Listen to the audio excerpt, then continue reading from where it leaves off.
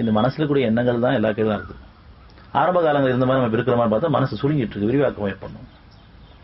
என் தேவைக்கு செலவு பண்றதும் சரி, என் தேவைக்கு போய் மீதமான கொடுக்குறதும் சரி. ஆனா இப்ப நம்ம மனசை மற்றவங்க கொடுக்கறதுல நம்ம சோர்ந்து போயிடுறோம். சோர்வடையக்கூடாது. எவ்வளவு நாளைக்கு தான் கொடுத்துட்டு இருக்குது என்ன நமக்கு வருது.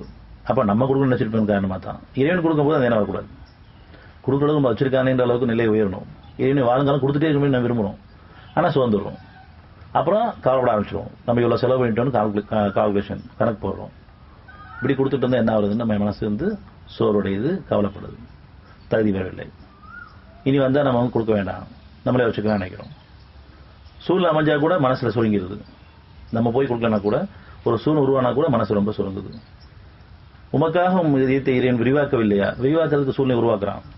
நியாயமான தேவையா இருக்கும், சில நேரங்களில் செலவாயிருது. உணவு தேவைகளுக்கும் சரி, உடை தேவைகளுக்கும் சரி, நம்ம குடும்ப தேவைகளுக்கு சில செலவாகுது. அது நம்ம போற பக்கம் கொஞ்சம் செலவாயிருது. நியாயமான தேவைகள் தான். நம்ம நினைச்சதுக்கு மேல கொஞ்சம் செலவாயிடுச்சுன்னு சொன்னா மனசு சுருங்கிறது, கவலைப்படுது, புலம்பிட்டு இருக்கோம். செலவாயிடுச்சு. நம்ம குடும்பம் செலவு பண்ணாலும் சரி, நம்ம வெளியில நியாயமான தேவை செலவு பண்ணா கூட நம்ம மனசு சுருங்கிறது. ஒண்ணு பெருமைக்காக பேசுறேன், அதாவது கவலையில் இருக்கேன், புலம்பிட்டு இருக்கேன், ஏதாவது செலவாச்சு. மற்றொன்று தகுதி வரல.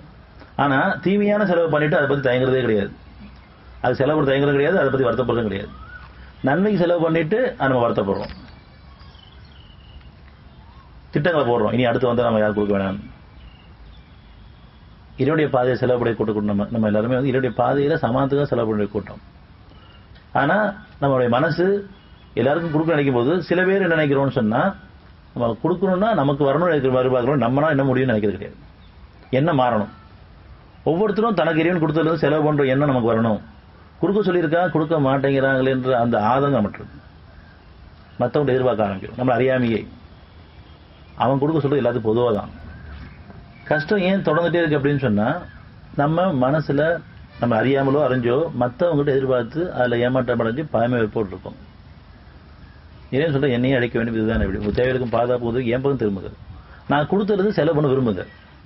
ஆனா நம்ம கொடுக்க சொல்லியிருக்காங்க, கொடுக்க மாட்டேங்கிறாங்களேங்கிற எண்ணம் நம்மகிட்ட இருக்குது. மற்றவங்களை உருவத்தை வச்சிருக்கோம், எதிர்பார்த்துட்டு இருக்கோம்.